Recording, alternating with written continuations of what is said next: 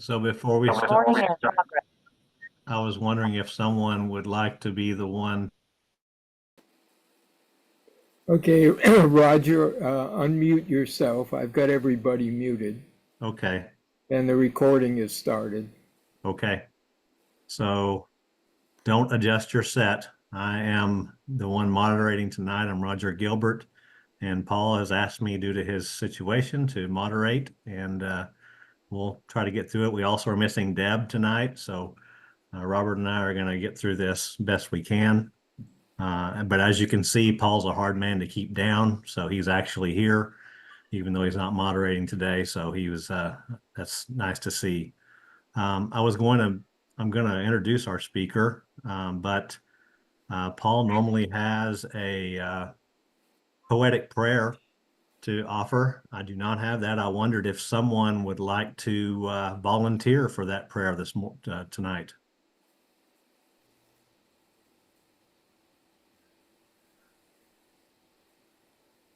Anyone? Paul raised his hand. I Paul? don't. Yeah. I will. Okay. How about that?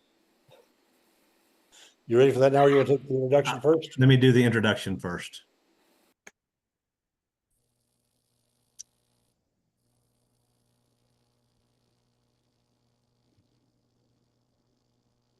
I've got to find my share screen, sorry.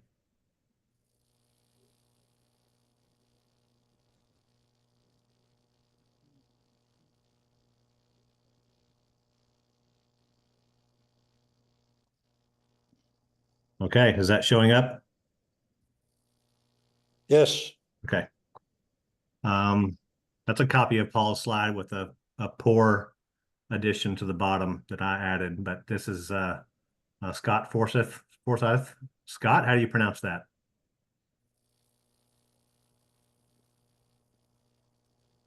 You're muted. There we go. Forsyth.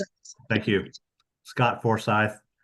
Born in Canada, 8th of 10 children, PhD in education, president of Missouri Historic Sites, Dutch speaking with 3-year mission in Antwerp, married with 5 children and 24 grandchildren. Valedictorian at Ricks and BYU in engineering, MS in 1984.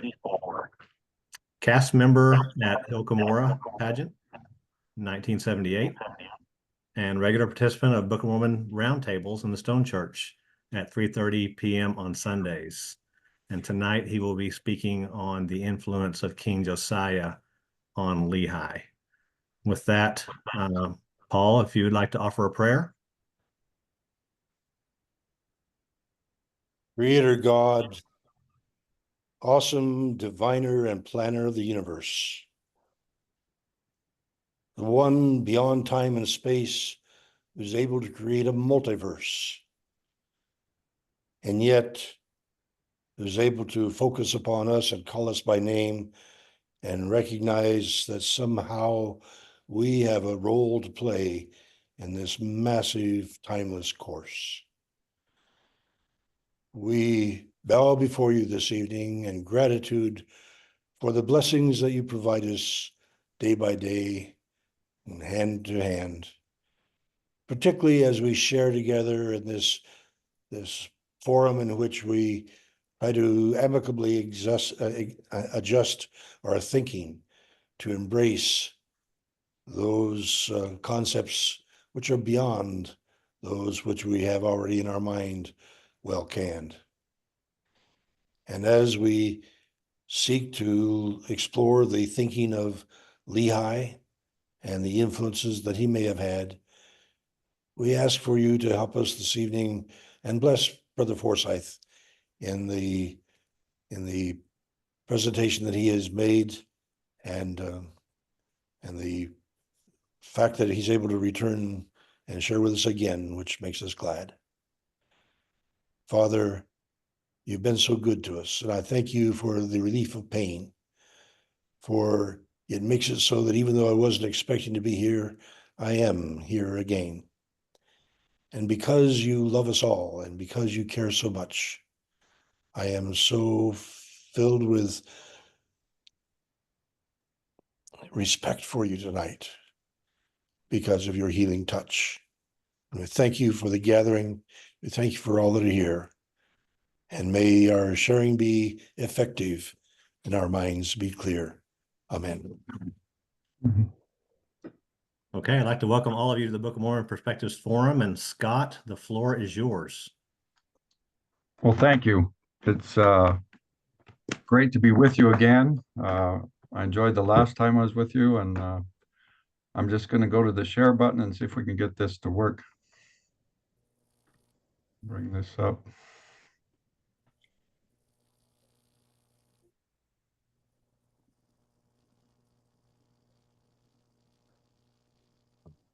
I'm assuming that you can see the screen about King Josiah, Yes. and he was alive around 648 BC to 609. So just looking at those dates, you realize that Lehi and Jeremiah and uh, Ishmael and many of their children were under his reign in Jerusalem. Daniel, Shadrach, Meshach, Abednego, the many that go into Babylon would have been there also. So I just wanted to talk about his reign and how it likely influenced much of what we study in the Book of Mormon and what was going on at that time. So I'm just going to, as you start the Book of Mormon, you have this phrase, and on the left is the community of RLDS reference, and the LDS one on the in white. There's a reference to the tender mercies of God right from the opening verses of the Book of Mormon, where Lehi prayed to God and the Lord spoke to him and showed him great things. His son Nephi prayed to God and the Lord spoke to him and showed him great things. And so he saw and heard much. He was carried away in a vision, and Lehi thought he saw God on his throne. And he saw one descending out of heaven, and he saw 12 others following him. And they gave him a book to read, and he was filled with the Spirit of the Lord. And so we see the influence of prayer in Lehi's life and Nephi's and the visions and scriptures that they were given, even while he was still in Jerusalem. Then he prophesied and taught to the people in Jerusalem, and he said, "The Lord has seen thine abomination." And Lehi read these things and said that Jerusalem would be destroyed and many would perish by the sword and many would be carried away into Babylon. You can imagine the people in Jerusalem not very excited about that kind of a message.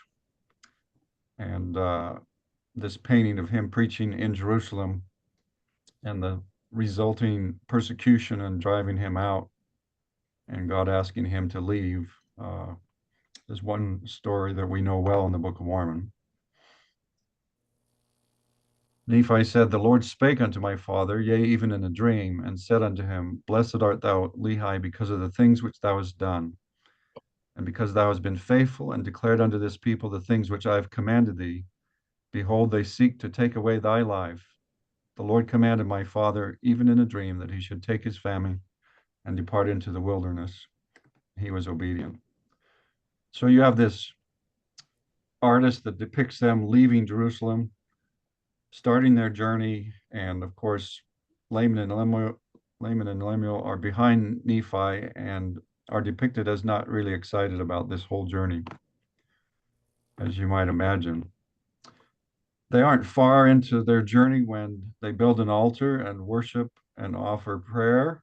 And this is a common thing in the Old Testament, and they are doing the same thing as they leave Jerusalem. Nephi said, "I did cry unto the Lord, and behold, he did visit me, saying, Blessed art thou, Nephi, because of your faith, for thou hast sought me diligently. Keep my commandments, and you'll prosper, and be led to a land of promise, choice above all, and you'll be a ruler and a teacher." And he said he returned from speaking with the Lord. This is only in the early chapters, and we already see Lehi and Nephi very connected to God and to his direction. So we have the common story of the brass plates where they go and get those and come back. And again, they have an altar that they offer and give thanksgiving, and they search the scriptures, which was the Old Testament as we know it up to about Jeremiah. Then, of course, they turn around and go back to Jerusalem and invite Ishmael's family to come with them with a lot of daughters. There's not a lot of evidence that Laman and Lemuel complained about this particular journey and the women that they married, but it was obvious that God wanted these sons of Lehi to have wives and to raise families, and families were very important and as the foundation to that whole story. So as they come out, Nephi says they build a temple after the manner of the Temple of Solomon. This, of course, is after they've gone to America, and we lived after the manner of happiness. So, just in summary, the opening chapters and story of the Book of Mormon focus on the influence of Jehovah on the people in Jerusalem through prophets, the temple and scriptures, the importance of the brass plates, and the importance of marriage and family.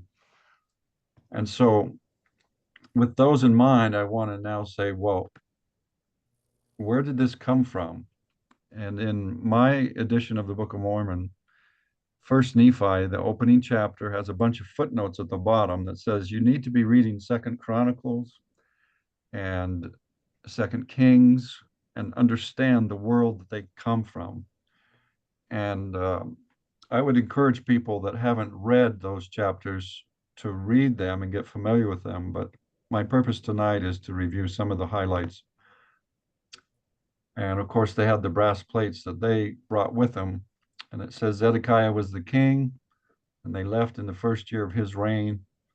And he is a son of Zedekiah. So we're going to go back and just review some history of Israel before Josiah was king and before the Book of Mormon story unfolded.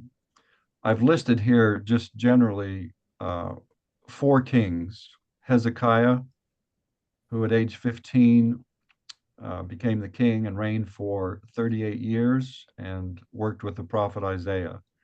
He's known as a righteous king that got the people protecting the city of Jerusalem and following God. And though the 10 tribes were taken into captivity, Jerusalem held strong because of Hezekiah and the tunnel that he dug that you can walk through today, as we have done. Well, And so he's known as a very righteous king and that saved the city of Jerusalem. Unfortunately, his son Manasseh didn't do so well. That's why I put a few frowny faces there.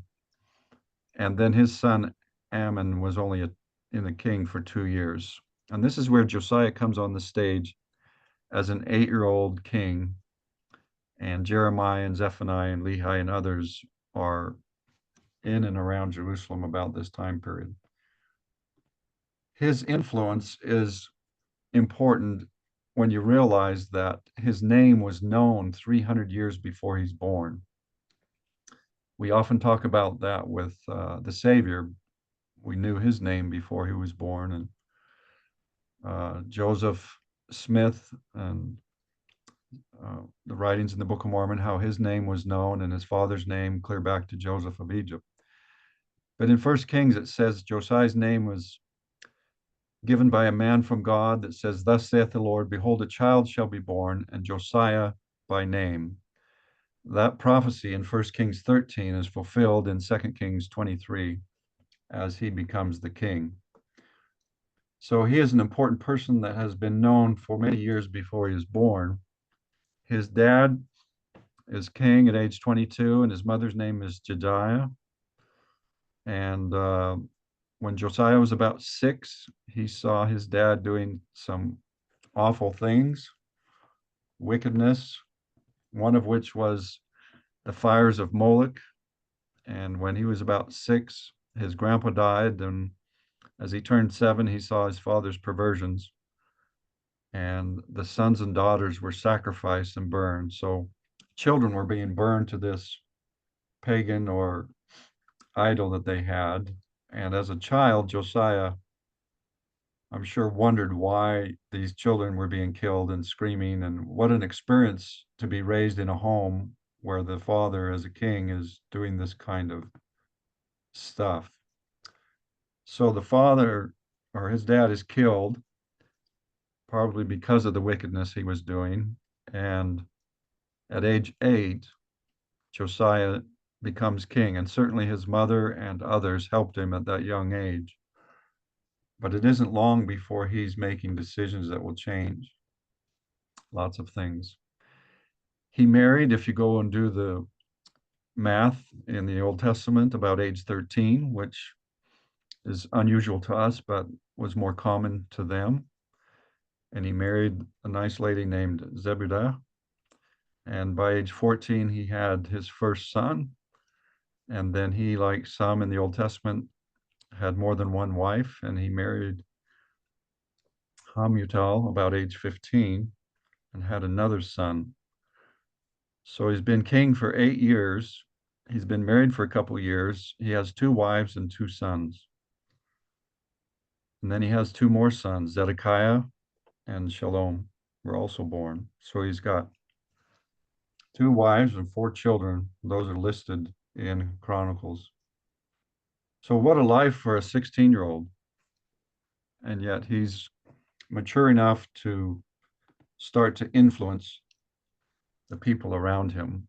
I love this statement. He began to seek after the God of David, his 16th great grandfather. He knew his family history and he knew about David. At age 20, he decided they needed to clean up Jerusalem. And Jeremiah is certainly preaching at this time in Jerusalem. And so they start to move some of the idols and clean up things, and this will be a lengthy process. At age 26, they're focused on fixing the temple after they've cleaned up the city. And like his great grandfather Hezekiah, he's trying to get people back on track with the temple and God and worshiping. The high priest is Hilkiah. There's a scribe, and they were working to clean up the temple. And as many of you know, they found the scriptures and read them. And this becomes a turning point for Josiah and many more. As they read the scriptures, he realizes they're not following the law of Moses very well. And he rent his clothes and wept, which was the way they expressed sorrow. He prayed to God, and then a lady showed up named Huldah, known as a prophetess, and gives him counsel.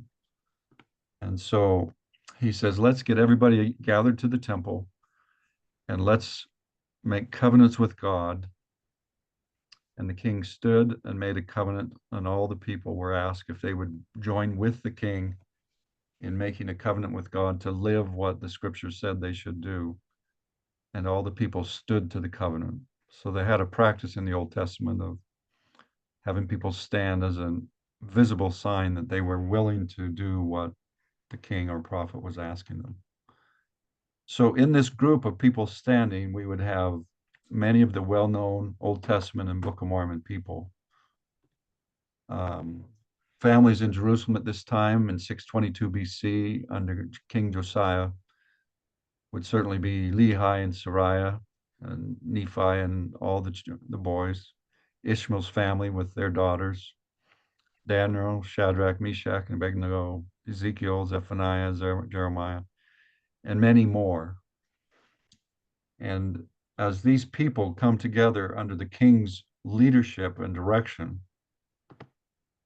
he has got them focused on the temple, focused on the scriptures, and making covenants with God to do what God has asked and revealed to Moses and other prophets. And that's why the temples were built. He even read the scriptures to the people so they could hear exactly what God expected them to do as they came to the temple and the things that they would be asked to do as they move forward. This is interesting to read that the Sodomites were living near and visible near the temple. And he decided that that would not be good to have the Sodomites right there by God's holy house. And so he, again, continued to clean up Jerusalem and make some changes there. And with what he did, much like his great-grandfather Hezekiah, Jerusalem was saved for a period of time during his reign. He said to the people that they had to trust God, visit his house or the temple, listen to Jeremiah and other prophets, read his words daily, whether that's a scroll they had or if they gathered to hear his words, and not only read, but actually keep the commandments. Then this is a wonderful description, if you haven't read it, to go to 2 Chronicles 35, 1-19, and read the experience of these people as they held the Passover for the first time in many years, and focused on the atonement of Christ and how the Passover symbolized his coming, and then made covenants and agreements with God that they would live in such a way that wickedness would pass over them, just like the destroying angel in Egypt passed over those who put blood on the doorposts. And so this is the kind of experience that Lehi's family and others are having. I'm going to think that Nephi and his brothers were probably old enough to remember this experience. If they weren't old enough, certainly Lehi and Sariah were, and Ishmael and many others. So as he's king and his wife, the queen, is 30 years old in 618 BC. His oldest son is 16. The next one is 14 when Mattaniah is born, and his name is changed to Zedekiah. So he's still having children. There's his wives listed, his sons. And Eliakim is also known as Jehoiakim. Mattaniah is known as Zedekiah, and Jehoahaz has got a different name. So it's common to have many different names or different names. Notice that Zedekiah has a son named Mulek, which means King Josiah is the grandfather to Mulek, who went into to the Americas with the Book of Mormon. And so it's not just these people that we've been talking about in families, but his own grandson, Josiah's own grandson, is a major story in the Book of Mormon and the descendants from Mulek. Was there a question? I should actually pause here once in a while to see if there's any questions.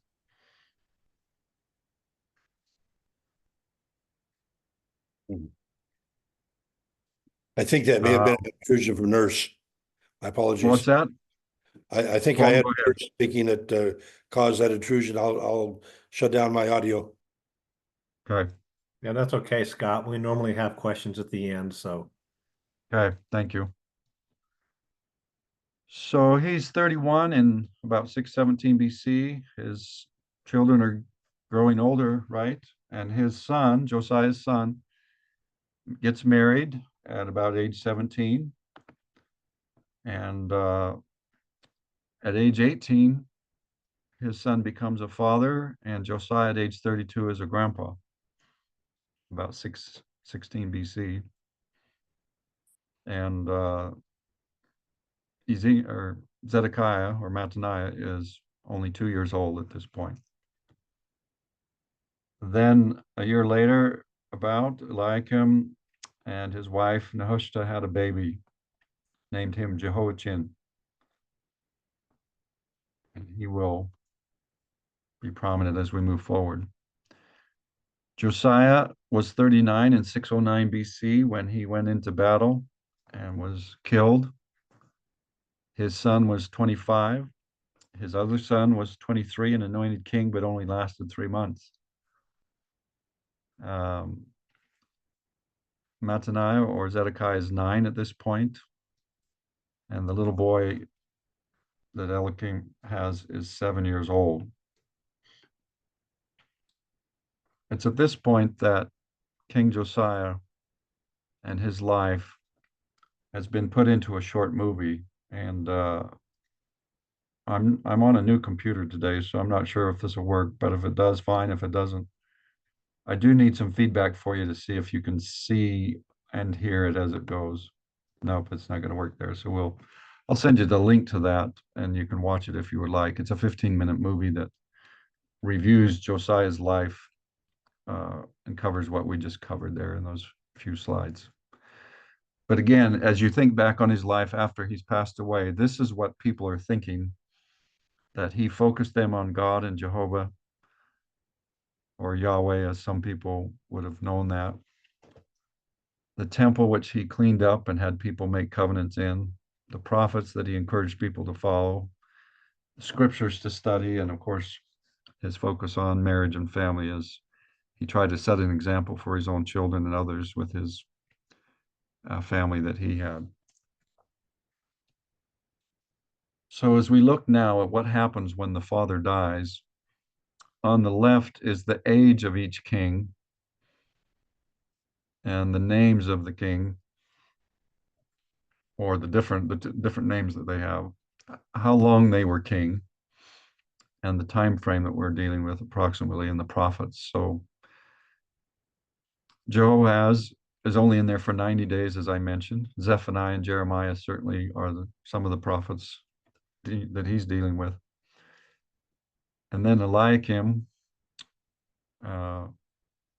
is in for 11 years, dealing with the same prophet.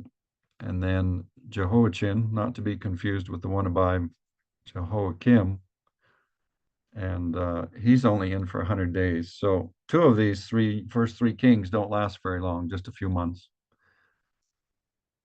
And then at this point, Mattaniah or Zedekiah is going to become king around 598, 599. Sometimes in the Kings and the writings in the Old Testament, it's a little different. We say that Joseph Smith was in his 15th year when he had his first vision. Well, on the one hand, you could say, well, he's 14. But on the other hand, we say he's in his 15th year. And so I'm not trying to be too precise here, but certainly around this time period, he is about 21 years old, and he will be king for 11 years before he's taken in captivity into Babylon. So unfortunately,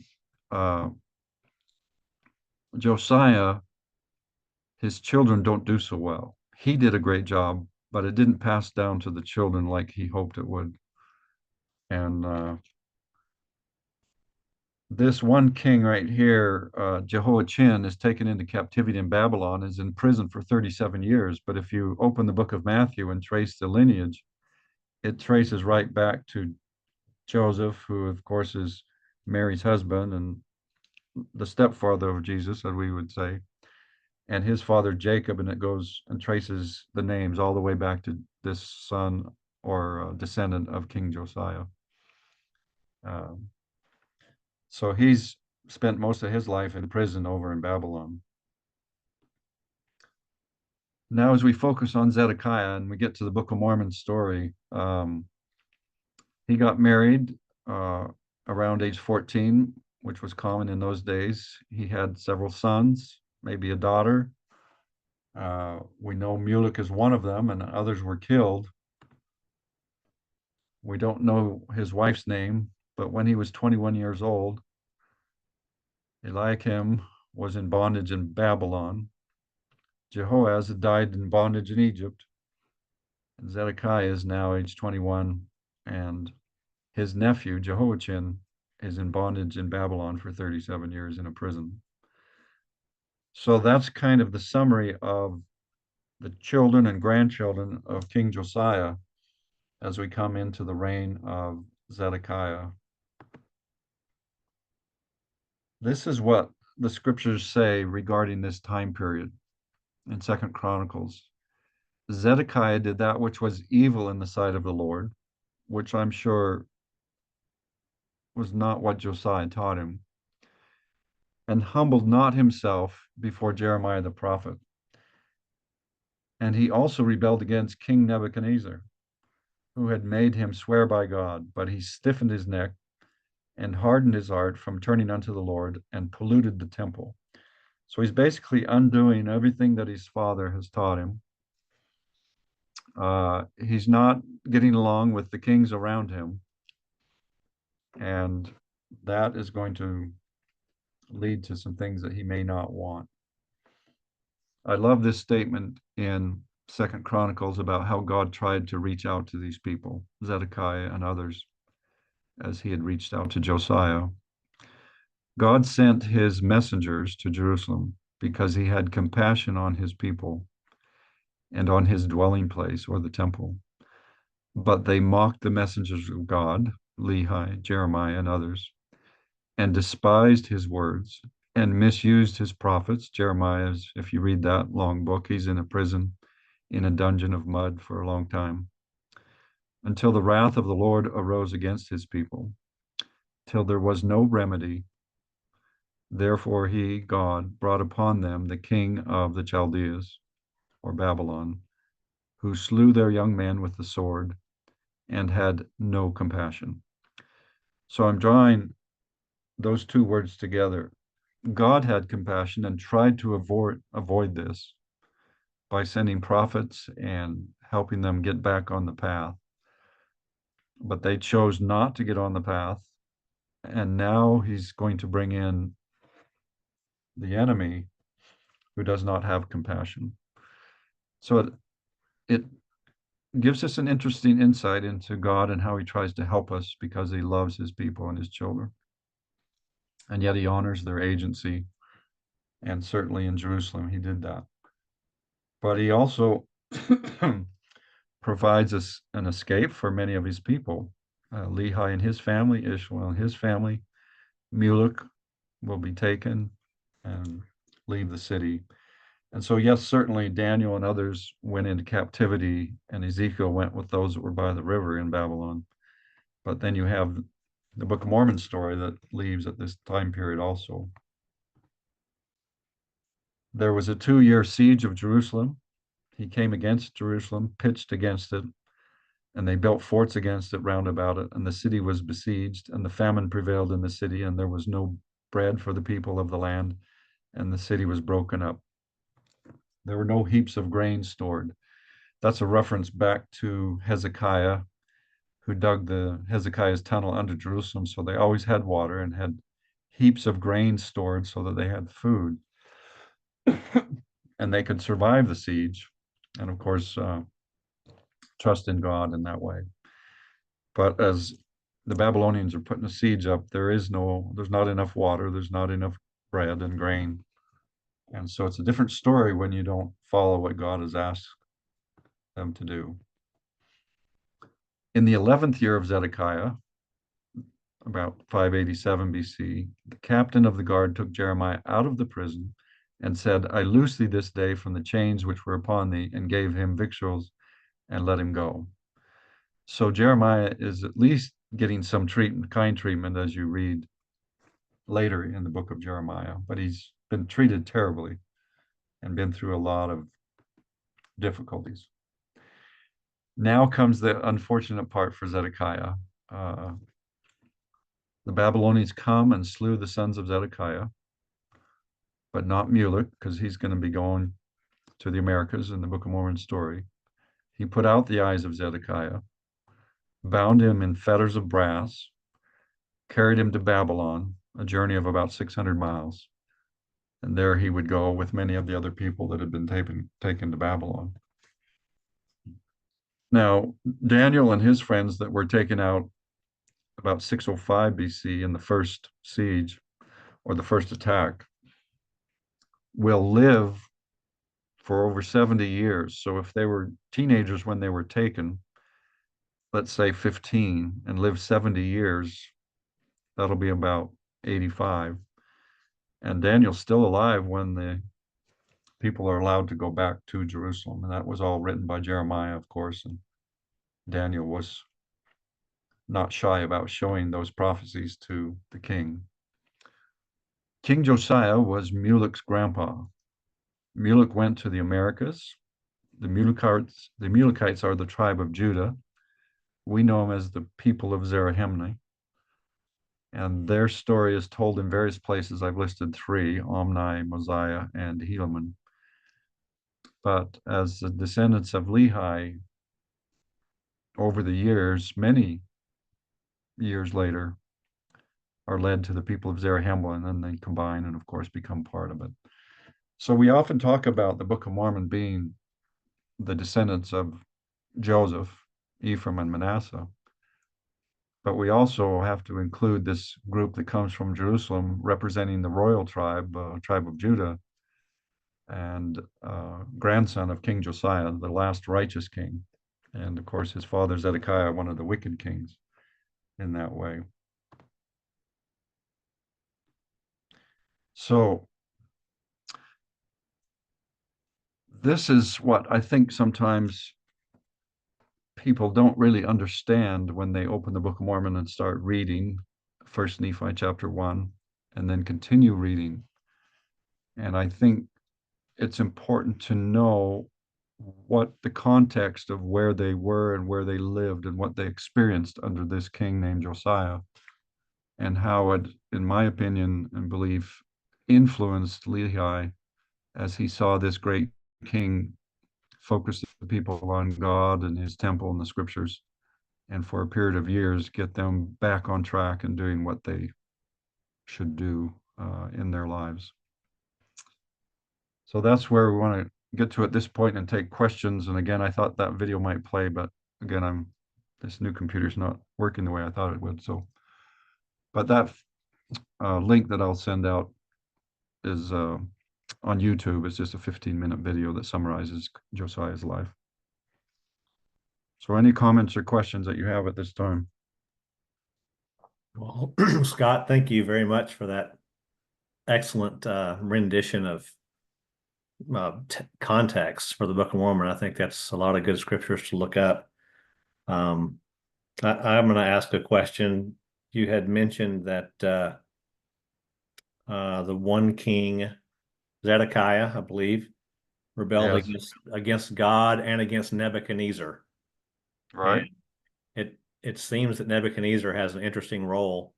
Sometimes it seems like he was ordained to be take over people of Judah, and maybe has some good points, and other times he seems to be the evil dictator. What do you think it means by rebelling against God and Nebuchadnezzar? Is there any relation there? Well, we see this throughout the Old Testament and certainly in the Book of Mormon also, that when God's people reject him and the prophets, God will often use others who aren't living a very good life either to come and uh, administer justice in a sense. And in my mind, it's because God's people have a higher law and they are rejecting that higher law, and therefore there is a higher consequence to it. So when an 8-year-old child steals something at the store, society will treat that different than an adult, right?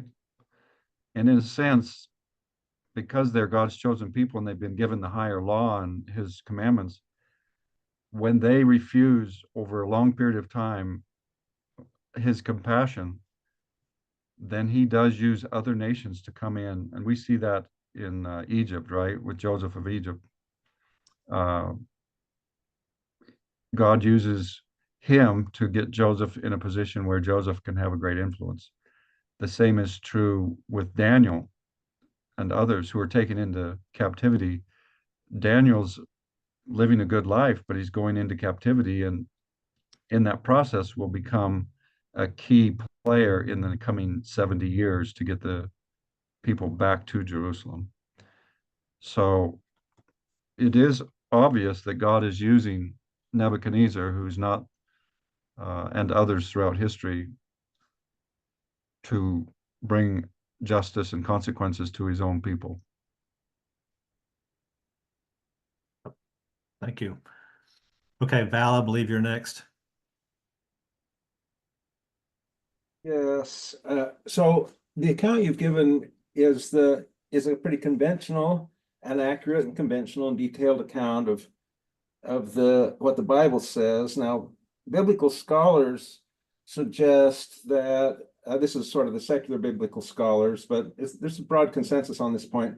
There was a religion of Israel prior to Josiah, and that religion believed in a council of gods, and you see lots of traces of that in the Genesis account, the council of gods, and in that council of gods, there was a father god, a son god, mother god, and Josiah was collapsing all that down into the one God, a rejection of any idea that there could be a son of God. He destroyed all the tokens of the sons of God. He got rid of the idea that God would be a corporeal being. So there was a shift in their theology from thinking that that God would sit on the mercy seat to thinking that it's called the name theology. They start saying God couldn't be in the temple because he didn't have a body, but his name could be in the temple. And all this stuff was happening at the time of Josiah. I, I, I've written a couple articles, and certainly there's a whole bunch of other people that kind of take a contrary reading that the Book of Mormon is doing exactly the opposite of what you're suggesting, that it's opening with a counterpoint to what Josiah's reform was. And if you look at the way Nephi tells his story, he's telling the same story as Josiah, but he's telling it in a way that seems to have better provenance and better credibility, and is making the opposite point. So Josiah's work starts with Hilkiah, the high priest in the temple, sending a book in the hands of Shaphan the scribe to Josiah to tell him that Israel had gone astray. And they say he'd gone astray because they'd worshiped these gods of the council, and that they needed to collapse that all down to the one God, Yahweh Elohim. And Lehi's vision begins with, instead of the message coming from the high priest, it's the high priest in heaven, it's God sitting on his throne. The one who brings the book is the Son of God, the very being that Josiah was casting out and saying that could not exist. There could be no other God with God. And he brings it to Lehi, who then also says that Jerusalem will be destroyed. But Josiah and Lehi are saying Jerusalem will be destroyed for opposite reasons. Josiah, it says it's because they're worshiping other gods. Lehi says it's because they're rejecting the Messiah, the Son of God. They have completely different ideas about sacred trees. There had been a sacred tree that was the representative of the Divine Mother in Israel, and had been on the Mount of Olives, actually, across from the temple. And that sacred tree is important in Lehi. There's certainly plausible readings that it represents the Divine Mother. And Josiah had destroyed it. Josiah would have been very critical of Lehi building an altar outside of Jerusalem.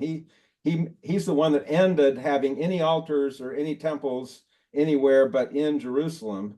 And he insisted that only Levites could give sacrifices. Lehi was not a Levite. He was giving a sacrifice. A strong case can be made. Laman and Lemuel say that they think that people in Jerusalem are righteous, and they would have become of age during Josiah's reforms, and a strong case can be made that they were enthusiastic supporters of Josiah, and that they rejected Lehi precisely because he was still believing in this council of gods, and they were holding to the Josiah revolution that was getting rid of all that. So every time Lehi did something that was contrary to what's called the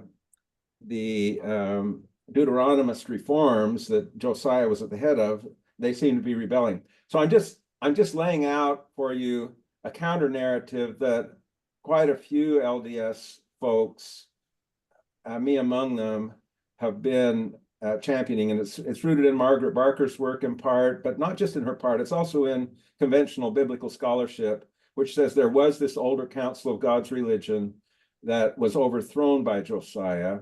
And the final thing I'd say is the people who rejected Christ when he came, they appear by many accounts to be good followers of Josiah, because Josiah was saying there, you got rid of all the ideas of any kind of son of God. There couldn't be any other being with God.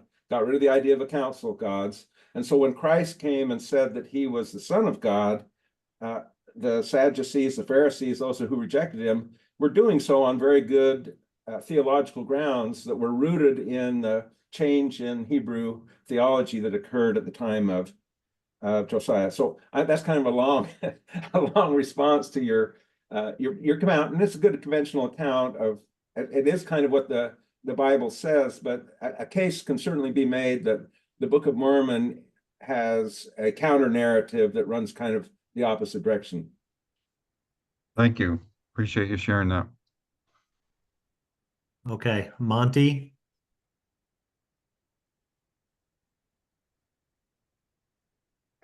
I cut the video off because my hands are too shaky right now to hold the screen. But the I've been rededicating myself to rereading the Book of Mormon, and this time I chose to read the LDS version of the Book of Mormon, and discovered some things right off the bat. One of the problems I've had with our version at Community of Christ was it paints Nephi to me as a daddy's boy. He wants to be the favored child, and he's willing to do anything to discredit his older brothers. I don't mean anything, but he goes out of his way to say, they rebelled, but I did.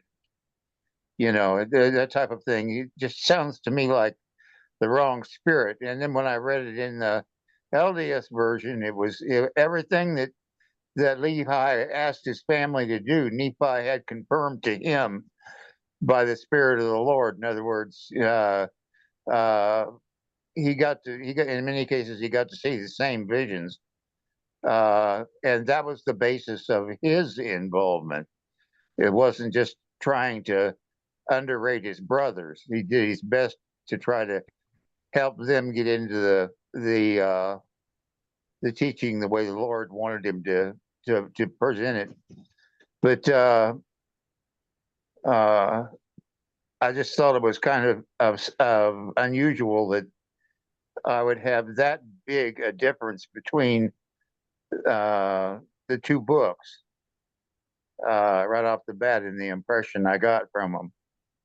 But I know I've opened up a can of worms here, so I'm just going to leave it to you guys to decide what you think. Well, I just know that as we study the Book of Mormon together every Sunday at the Stone Church with the Community of Christ, I have their version and my version that I grew up with, and I don't see many. I mean, there's a few differences. I just don't see many of them. But that's interesting that you had that experience. Makes me want to go back and read the story of First Nephi in the RLDS version and see how it's different. Certainly, the chapter and verses are different, but the words generally are the same. Okay, Paul. Thank you, Scott. I very much appreciate your presentation. And Val, I appreciate your providing the alternative vantage point. But Scott, let me go back to a question that struck me during your presentation. Here we have Josiah with a grandson who is honorable and fundamentally righteous, but you've got that Zedekiah in between who is not.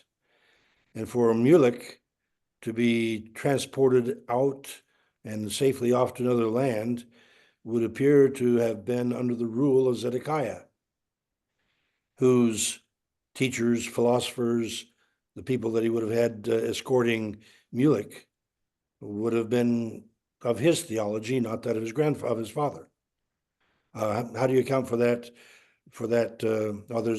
There's apparent skippage of a generation here in terms of the good guys, and so I recognize that's convenient, but it strikes me as being just a little bit clumsy. Well, I think the Bible's pretty silent on Mulek. The Book of Mormon makes much more out of it. Part of the question is, how old is he? Is he a small child or a baby or what age? And were there people in Zedekiah's court that didn't agree with what was going on there?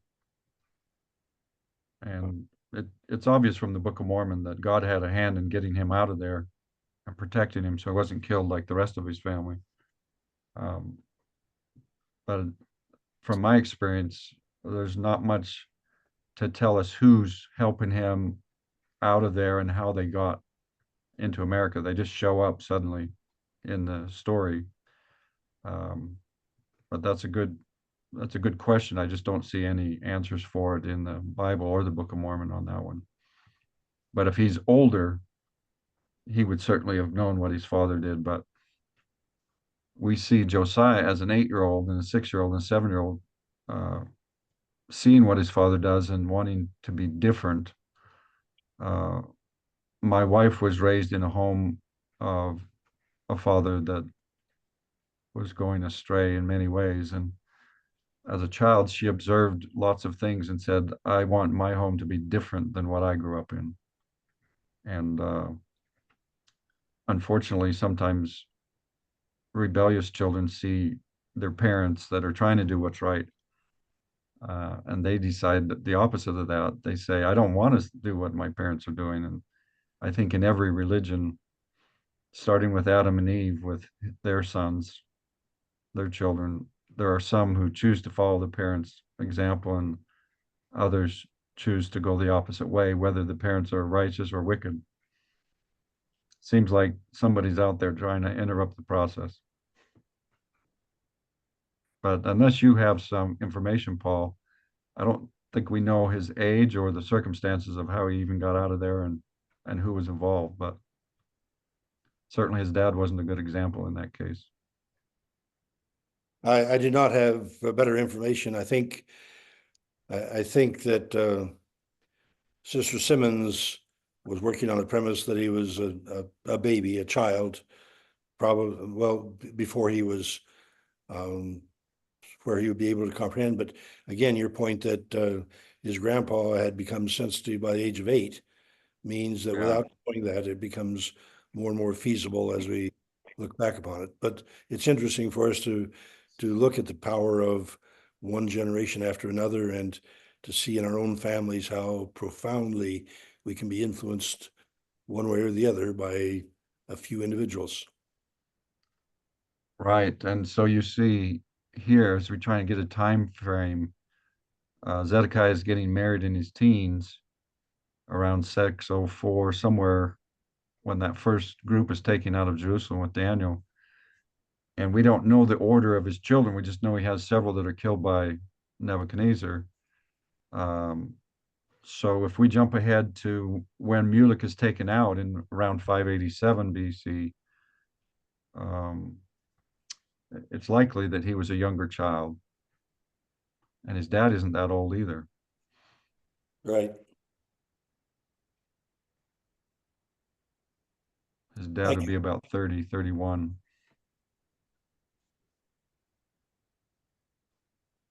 Okay, thank you, Paul. James, you're next.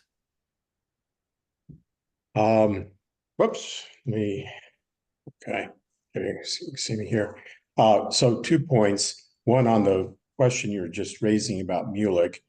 There are some people who have suggested that Mulek might have been not only a small child, but maybe in utero when he made his escape. I mean, the Babylonians seem to have been very, very thorough in wiping out the royal family. And the Babylonians, they were pretty thorough people, especially when it came to things like that. So I know there are people who've suggested that maybe the reason that Mulek was able to escape was because he was still in one of, I don't know, do we know if Josiah had multiple wives? But in any event, he could have been in the womb of a younger wife that the Babylonians maybe overlooked, or there may have been some people in the court who conspired to sweep away this younger wife who was pregnant without the Babylonians knowing about her, or something like that. Anyway, those are some other possibilities to explain what you're asking about. Yeah, and if that's the case, certainly Zedekiah has had no influence on him if he's not Right. born yet. Right. And perhaps the few remaining righteous people in the court who conspired to, get the young wife and the young pregnant wife out of Jerusalem, may have been the people he traveled with him to the New World. And maybe they were a little bit more righteous than the average folks in the court. And you can speculate, you wouldn't surprise, I think, any of us if we were to find out, and this is purely speculation, that maybe the hand of the Lord inspired some of those folks to get the young pregnant wife out of Dodge and off to the New World. We have also, I don't know if you've been on our Perspectives Forum when we've heard about the Phoenicia, but there's been some recent work, with a replica Phoenician ship that made a couple years ago made a voyage actually it left from Tunisia across the Atlantic to the New World to prove that a boat of that a Phoenician design could have made that voyage. And there's certainly indications that the Mulekites had some Phoenician influence. So I don't know if you're aware of that, but that's some interesting stuff. But my main question I was going to ask was, the Book of Mormon portrays Lehi as, being very much in opposition to the prevailing attitudes of the Jerusalem people. And he's particularly prophesying of the Messiah to come. And he's very much meets a very hostile reception to that preaching. And the Book of Mormon portrays that as being, a piece of why he and his family have to flee from Jerusalem. So I was wondering where, if you have an idea on your timeline here, where you would see that Lehi's preaching happening. That because clearly it happened before they left Jerusalem, because he was doing the preaching at Jerusalem and getting a very hostile reception to it. So have you, Yeah, so Josiah's dying about 609 BC. From the Book of Mormon, his vision, Lehi's vision, is about 600 BC, right? Well, that's when he's fleeing, but he has to have done his preaching before he flees. Yeah, somewhat before they start leaving. So yeah, it doesn't make clear how long he's preaching before they get out of there. But certainly, he certainly knew Josiah, knew that he had died, and I don't know if he was preaching when Josiah was alive. Josiah was off in battle the last part of his life. So I don't know if there's overlap between Josiah and Lehi, or if Lehi's preaching to his children, Josiah's children. You make an interesting point that the Babylonians are trying to kill the royal family, and do so in many cases. But on the other side, they leave one of his descendants in a prison for 37 years, and then he gets out and they treat him quite nicely after that. And that's where Matthew traces the ancestry of Joseph back to that royal lineage. Okay, well, that's an interesting fact point also. Yes. Okay, well, anyway, I just wanted to kind of situate that there. I mean, I'm sympathetic to Val's overall interpretation, which is that doesn't paint Josiah in quite so favorable a light. But we'll set that aside for now. And mainly, I was just interested in how you situated the experience of Lehi in this time frame here. Yeah, I see him preaching after Josiah's gone, in that 5 to 10 year period that he had before he left. But I don't, that there's not a lot of details in the timing of his preaching. Right. I mean, I guess the one kind of very specific factual point that we would point to is that Laman and Lemuel clearly were, quite comfortable in Jerusalem, and felt that the people at Jerusalem were, quite acceptable and righteous people. And the secular historians who speak of the, what they call the Deuteronomist reform with beginning with King Josiah, which actually threw out a lot of the ancient religion of Abraham, Jacob, and Isaac.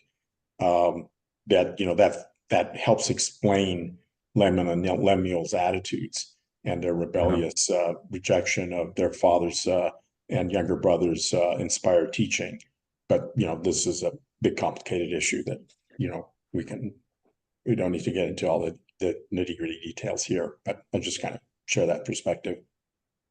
Yeah, and I'm just reading as the text shows that he read, what Moses wrote about the Passover, and he called together a Passover and sacrificed the lamb, and was trying to follow what the instructions were. Certainly the King James Version paints him as trying to do what God wanted him to do. And I appreciate Val's point of view from others who look at that a little different. Yeah, I mean, the one thing I would say is that while I certainly, as a fellow Christian and Book of Mormon believer, accept that the atonement, that the Passover is symbolic of Christ, don't know that the Jews of Josiah or Lehi's time would have interpreted it that way necessarily if they didn't believe in a Messiah to come. So that's a point which I think strict accuracy would say that maybe we shouldn't ascribe to Josiah any kind of prophesying of the forthcoming of the Messiah, because certainly the Jews from his time forward through our present day do not see the Passover as symbolic of Jesus' sacrifice and the atonement. So Right. okay, that's my. But thank you for your presentation. That's and that was what I had to comment on. Thank you. Scott, it seems difficult to gauge these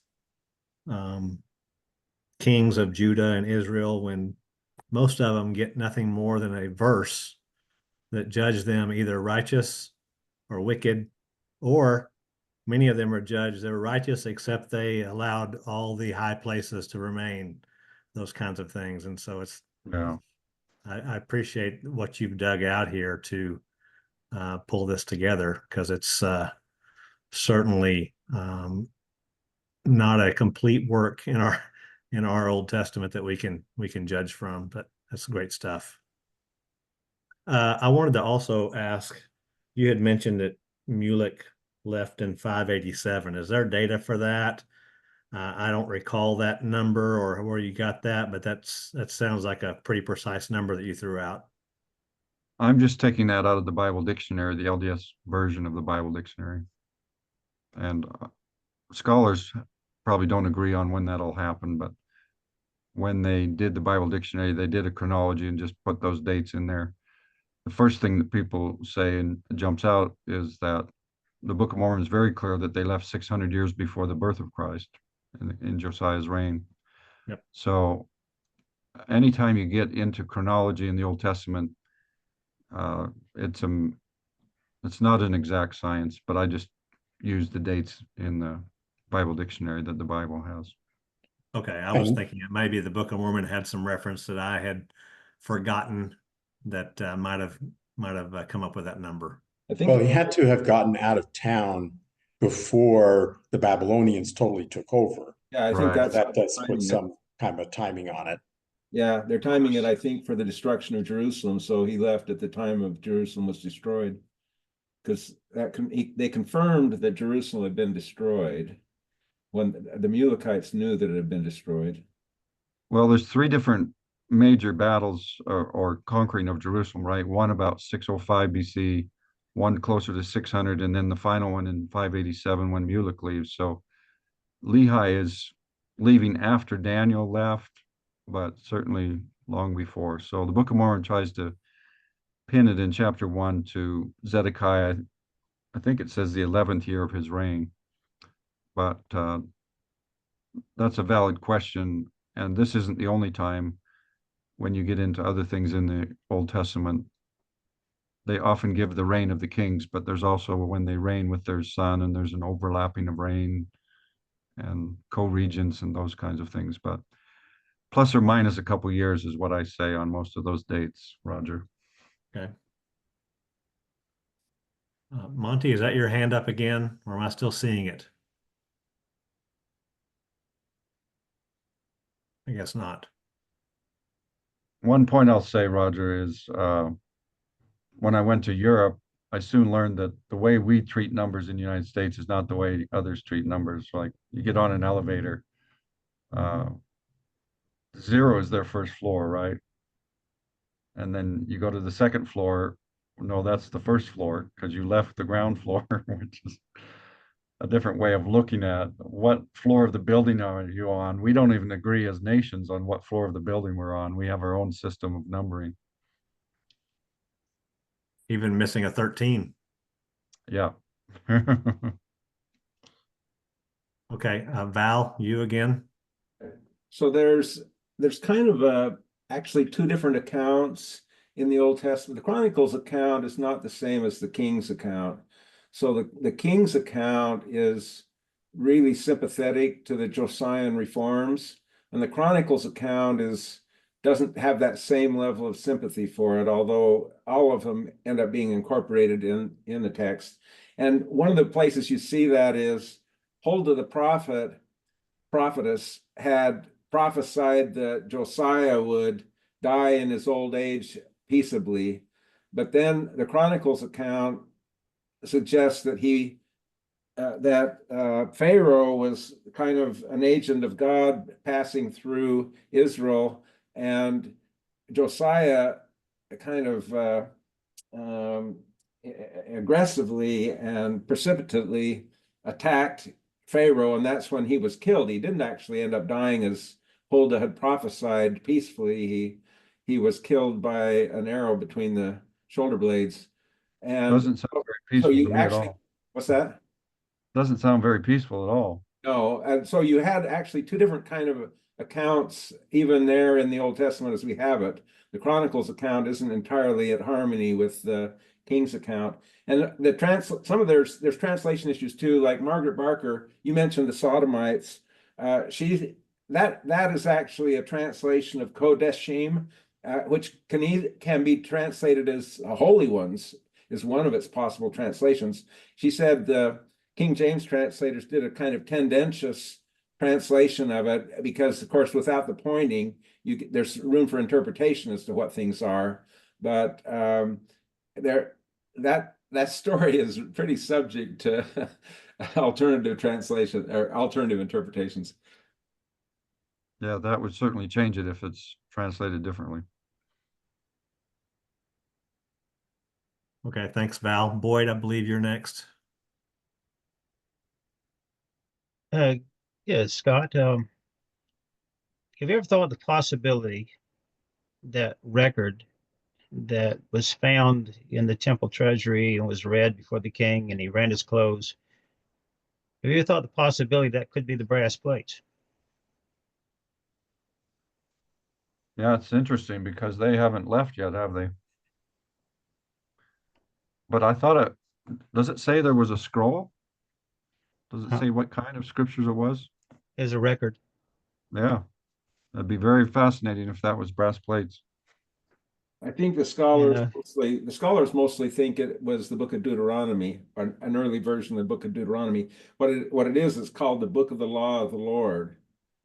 And so it doesn't seem like it's the brass plates would have had the Torah in it, the 5 books of certainly the first 4 books of Moses, but the book of the law of the Lord is what it says he discovered. Now, Our friends up in Borhi have a translation of the book of the law of the Lord. So the Strangites actually have what they hold to be, I think, maybe that book. Hmm. Well, there was something, it was rather shocking to them. Whatever was in that record was shocking to because he ran his clothes. So apparently it was whatever was in there was something different from what he was taught or grew up with. And so it indicates to me that their law had become corrupted. And now they found this record that's been in there for possibly hundreds of years, and now they find this thing and say, wait a minute, this is different from what we have. And then we realize that something's wrong. I mean, we're not doing something right. I think that they were, when they first got the record, it seemed like they were excited. Look, we found the record, the record of the law. And now, once it's read before the court, then he rents his clothes. You realize something's off. I've been entertaining the possibility that the Book of Jubilees could be that record. Are you familiar with the Book of Jubilees? Is it in the Apocrypha or is that a different one? It's in the Pseudepigrapha. Oh, yeah. Okay. Okay, and it has in the first, I guess in the first 25, 28 verses of it is a prediction that what the Lord is telling Moses on the Mount, that the people are going to completely turn away from his law. Well, that's what, 800 years prior to that? I mean, they've had 800 years that they've been turning away from the Lord's law that he gave on the mountain. And so according to the Book of Jubilees, the people were going to rebel against that law. Well, if they rebel against the law, I'm sure they changed it dramatically. And now when they find this original record and read before the court, now they caught by surprise. Wait a minute, dude, we haven't been obeying the law because our law has been corrupted all this time. That's just what it indicates to me or suggests to me that could have been happening. Very interesting. Thank you. Scott, I think you're picking out that prophecy of Josiah's name 300 years before. That's certainly new information to me. And you seem to put it in a kind of in the intent that maybe that's why he was already called to be special. Something about that. I mean, do you have any more comments about, do you think maybe that might be, might have been his calling because he was already prophesied to be? Is that the way you see that? Yeah, and we have another one in Isaiah, right, where he gives the name of Cyrus long before he's born, and then Daniel shows that to him and says, "Hey, we've known about you for a long time." Certainly, Mary has her name given long before she's born, and others. So yeah, that's the way I was reading that. Well, I appreciate you pointing that one out. I haven't seen that before. Thank you.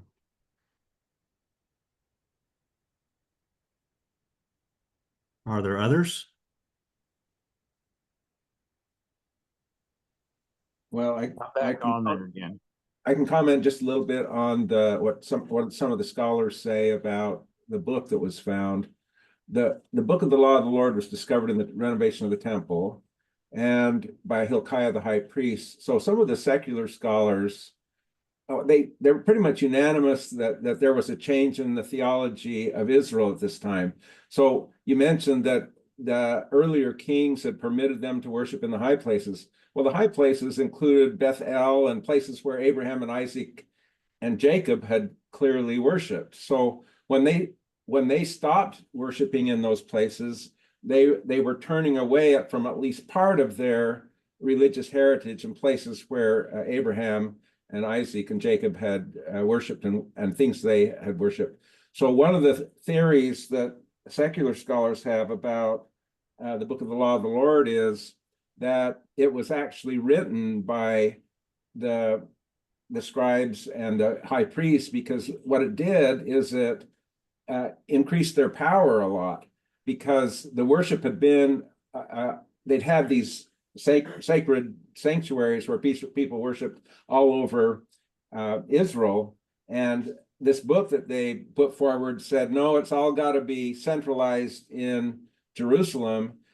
which greatly enhanced the power of Hilkiah, because he was the high priest there, which what became, after Josiah's reforms, the only place that they were permitted to make sacrifices. So there was a great centralization of power that happened, both political and religious power, that came out of this discovery of the book of the law of the Lord, which said that, and you see it in Deuteronomy. It says there's a passage in there that others use to say that the Book of Mormon is not legitimate.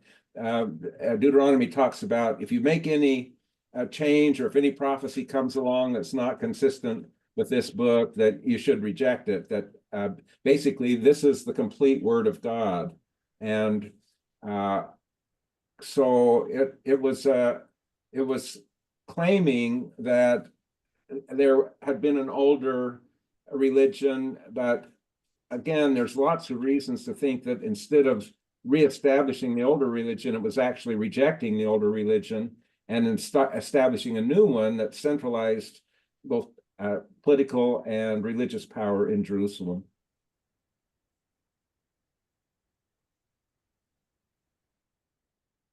Okay, Boyd? I wonder if you think it'd be all right that if I could read these first 28 verses of the Book of Jubilees, I think you'll find it striking that there's a possibility. In fact, it almost indicates that this could be that record that was found in the temple. Would it be all right if I read these to you? Sure, go ahead. Okay, this is an old record. It's in the pseudepigrapha. And it says, in the first year of Exodus of the children of Israel from Egypt, in the 3rd month of the 16th day of that month, the Lord spoke to Moses, saying, come up to me on the mountain, and I will give you 2 stone tablets of the law and commandment, which I have written, so that you may teach them. And Moses went up to the mountain of the Lord, and the glory of the Lord dwelled upon Mount Sinai, and a cloud overshadowed it for 6 days. And he called to Moses on the 7th day from the midst of the cloud. And the appearance of the glory of the Lord was like unto fire burning on top of the mountain, and Moses was on the mountain 40 days and 40 nights. And the Lord revealed to him both what was in the beginning and what will occur in the future, the account of the division of all the days of the law and the testimony. And he said, set your mind on everything which I shall tell you on this mountain, and write it in a book, so that their descendants might see that I have not abandoned them on account of all the evil which they have done to instigate transgression of the covenant, which I am establishing between me and you today on Mount Sinai for their descendants. And thus it will be, when all of these things happen to them, that they will know that I have been more righteous than they in all their judgments and deeds, and they will know that I have truly been with them. And you, write for yourself all these words which I shall cause you to know today, for I know their rebelliousness and their stubbornness before I cause them to enter into the land which I swore to their fathers, Abraham, Isaac, and Jacob, saying, I will give to your seed a land flowing with milk and honey, and they will eat and be satisfied, and they will turn to strange gods, to those who cannot save them from any of their affliction. And this testimony will be heard as a testimony against them, for they will forget all of my commandments, everything which I shall command them, and they shall walk after the Gentiles and after their defilement and shame. And they will serve their gods, and they will become a scandal for them, an affliction and a torment and a snare. And many will be destroyed and seized and will fall into the hand of the enemy, because they have forsaken my ordinances and my commandments and the feast of my covenant and my Sabbaths and my sacred place, which I sanctified for myself among them, and my tabernacle and my sanctuary, which I sanctified for myself in the midst of the land, so that I might set my name upon it, that I might dwell there. And they will make for themselves high places and groves and carved idols, and each of them will worship his own idol so as to go astray. And they will sacrifice their children to the demons and to every work of their error of their heart. And I will send unto them witnesses, that I might witness to them, but they will not hear. And they will even kill the witnesses, and they will persecute those who search out the law. And they will neglect everything and begin to do evil in my sight. And I shall hide my face from them, and I shall give them over to the power of the nations to be captive, and for plunder, and to be devoured. And I shall remove them from the midst of the land, and I shall scatter them among the nations, and they shall forget all of my laws, and all of my commandments, and all of my judgments, and they will err concerning new moons, Sabbaths, festivals, jubilees, and ordinances. And afterward, they will turn to me from among the nations with all their heart, and with all their soul, and with all their might, and I will gather them from the midst of the nations. And they will seek me so that I might be found by them.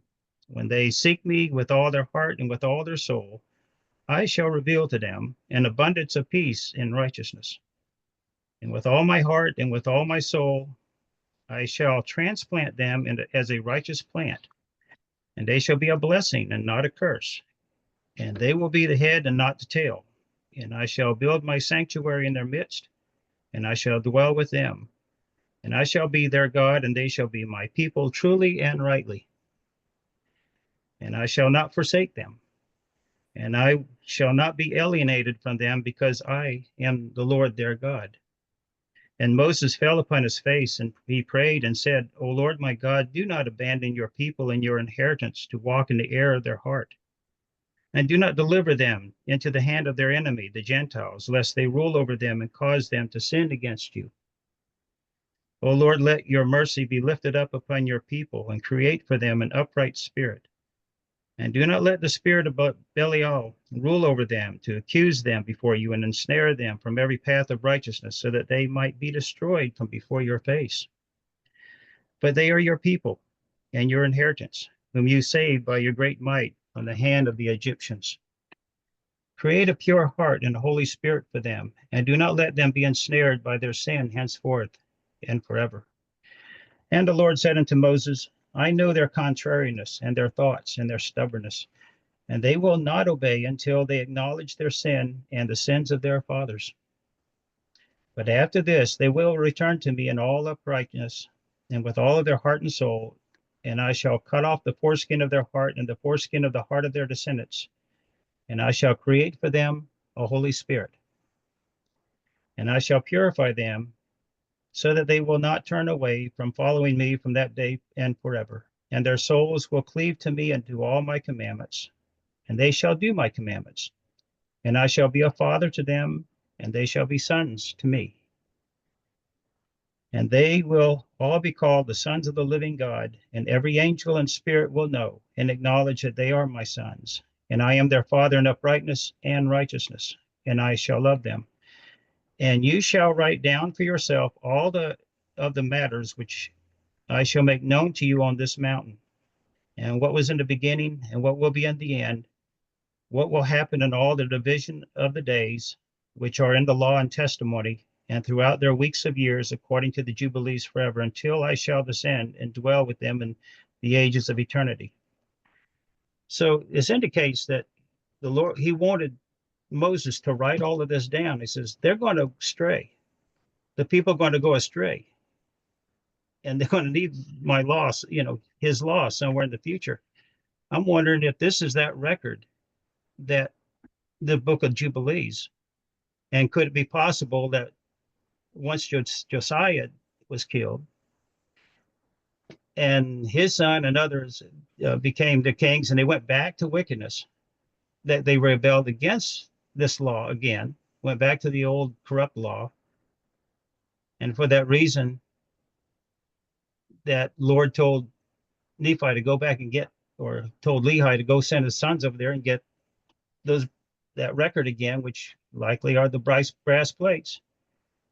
They had this record on it. I'm wondering if this was the book of Jubilees. I wonder if the brass plates was the book of Jubilees that they took with them to the promised land. It's a hunch. So what do you think?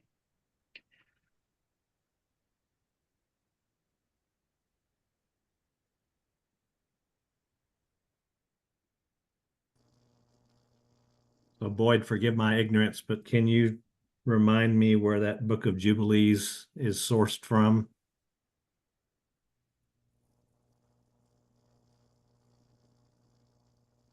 Can't see it.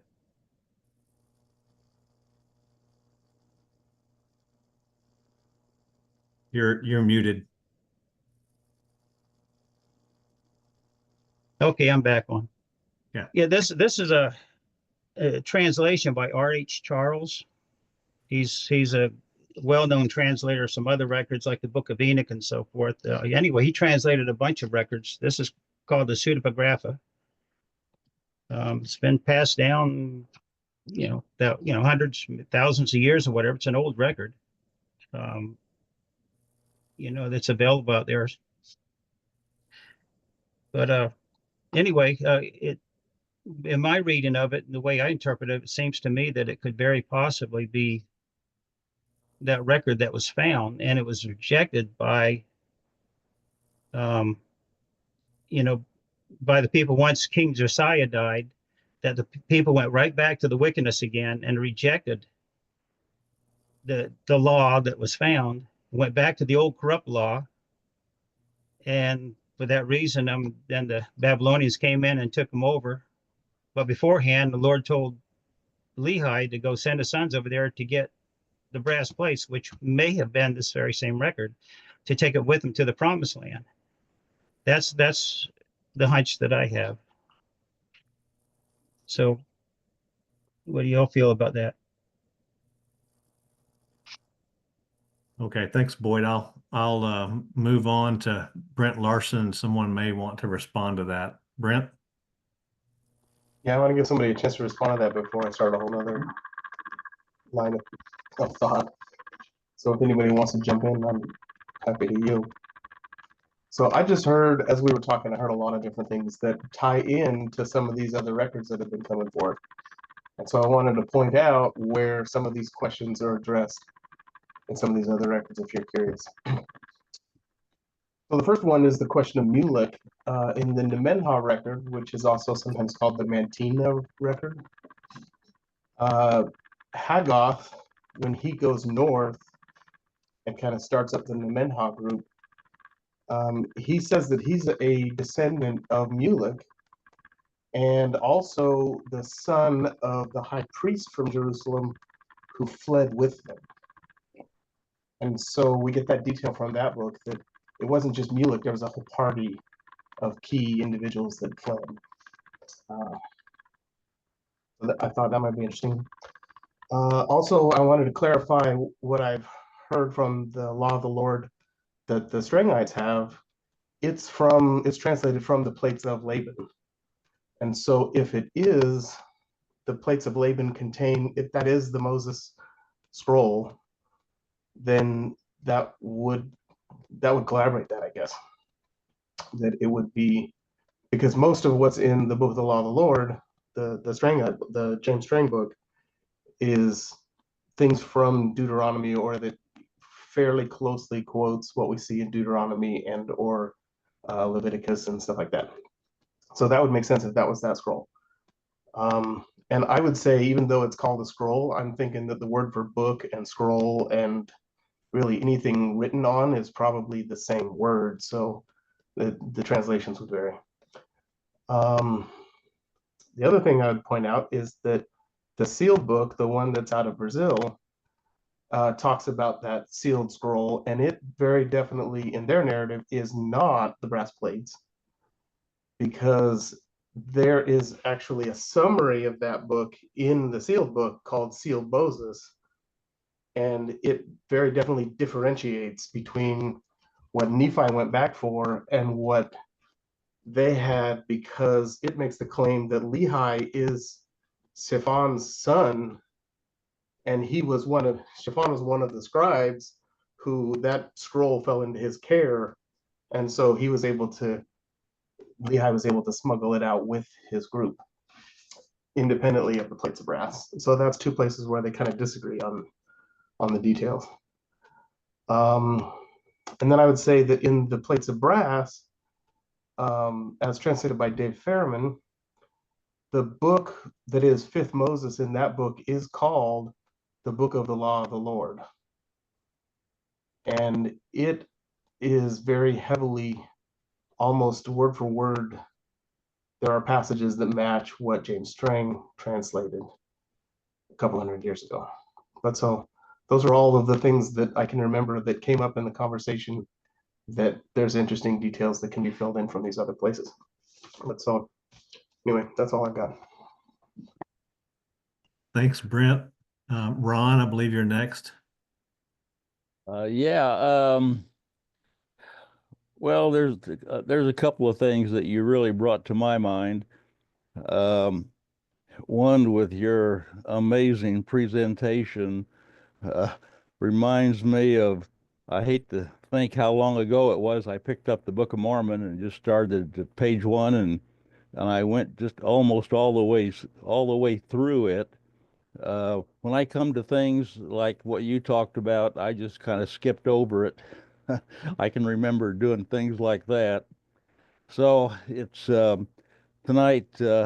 It was it was it was really nice to find the all the digging that you've had to do to make all of this available. I think it's just tremendous. Um, the other thing that this brought to my mind, uh, here we are, and I don't know whether to thank Paul for this or to thank you, but how in the world did you get to be scheduled here 2 weeks away from us being able to go and decide whether we are going to be like the children that uh, didn't get along with the Lord very well and caused all kinds of problems. Um, are we going to have that type of person that's going to take us right into World War III, or are we going to get the other person that will do everything that he can to keep us out of that? So the thing that I hope that everybody takes away from this, and you hear this all the time. Oh, you must go and vote. No, that's not true. If you do go and vote, you need to look at both sides of the coin. Don't just look at one side of the coin and vote, because you could be voting for the wrong person. I know you didn't expect to get into that tonight, so I'm kind of sorry for bringing that up. But I, I think it's just amazing that you were able to speak tonight on something that is really, this is what, close to 1,000 years ago that this took place, and here we are today, and boy, we're sitting right here on the edge of doing the very thing that you've talked about that happened back there with Josiah. I think it's just amazing. So I hope we go home and decide, if we've already decided, make sure we've looked at the other side of that coin. So thanks again. Really appreciate. It was, for me, it was one of those edge of the seat presentations that I think that we have here so often, that is so informative, and to think that somebody is able to bring that out, I think is great. So thanks a lot. Thank you. Thank you. You're welcome. Thanks, Ron. Paul, it looks like you're back in. Well, I wanted to respond to Ron. I certainly don't want to claim any credit for trying to bring up political issues from over 2,000 years ago and correlate them with today. Although I'm not at all unhappy to have you bring up the idea, because I definitely agree that people need to look at the issues and vote their best conscience. And to me, it's very clear that when you've had somebody that violates their oath of office, that disqualifies them for continuing in the leadership. That's my general statement. I did want to go back, Scott, to what I perceived as the fundamental theme this evening, And it just struck me as being, with all of this fascinating history, it really goes back to that question of compassion. Yeah. I think that's one of the clear points there that comes out in the scriptural record, that God is reaching out to all of us, trying to get us on the right path. And if we choose another one, there's consequences. But we need to be compassionate, and God is certainly promising to be compassionate for us. But what a fundamental theme of the overall Book of Mormon story, that we have the promised land as an illustration given to us here. We believe in Zion, we believe in the promised land, and it is so fundamentally tied to us learning compassion, which is such a basic form of love that it just strikes me as being really a good high point tonight, just to be able to focus that we still have an awful lot to learn about it, and particularly its application in our politics. Well, it's good to see you, Paul. We've been praying for you. We hope things get better for you. Thank you. I am pleased. Thank you, Roger, for stepping in for me tonight. I just really have been uptight with this is 10 days without being able to get a bowel movement. And so I'm just not fit to have a very good conversation, because I'm full of it tonight. I recognize that. But the fact is that you guys have proceeded very well anyway, and it's just a delight to be able to watch this forum that I have hosted for 5 years continue basically without me, and you guys just did a beautiful job. I very much appreciate your presentation, and I appreciate Robert and Roger stepping in to cover everything else. So thank you all. Thank you. All right. I've got to sign off and get to another place. Scott, before you go, I didn't see your link to the video. Did you put that in and I missed it? No, I haven't put that in yet. I need to go get that. So I'll send that to Paul and he can distribute it. Or I'll send it to Roger, to you, and okay, yeah, Roger and Robert can do that. yeah, I'll send it to Robert and Roger. Yeah. Right. Very good. Thank you. Terry? I have a quick question for Scott. Are you related to Don Forsyth? I'm probably sure. Where does he live? I think he lives in Provo, Orem right now. He's a few years older than me. He's an archaeologist. He studied mainly in Mesoamerica. Oh, yeah. And there aren't very many Forsyths, so I just was wondering if you knew him or were related to him. Thanks. I don't know him, but he's probably a cousin. We all descend from Thomas Forsyth that came from Scotland in 1820. So Okay. Thanks. He ended up moving to Tokerville. He has a nice volcanic rock home in Tokerville, just north of St. George. And I don't know where Don is from, so. Yeah, well, he's probably a cousin of mine. There's about 10,000 descendants of Thomas Forsyth. I'm from Canada. One group went up to Canada, so. I thought that was Kevin Bacon. Yeah.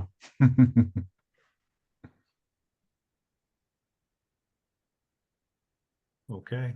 Reminder, everyone, we have David and Kristen Ferryman next week on Hope. And then Paul and Jenny on,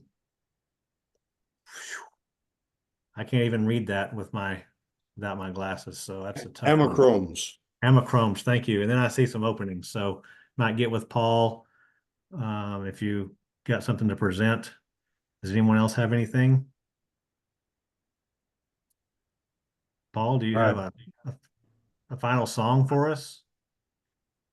Well, I thought you were going to cover that for me, Roger. I'm covering best I can. I'm not covering the musical portion. Good night, the Lord is watching o'er you. Good night, his blessings go before you. Good night, and we'll be praying for you. So good night, may God bless you. Thank you all for coming. Thank you all. Thank you very much. See ya. Have a good night. Okay, bye. Take care of yourself, Paul. Thank you.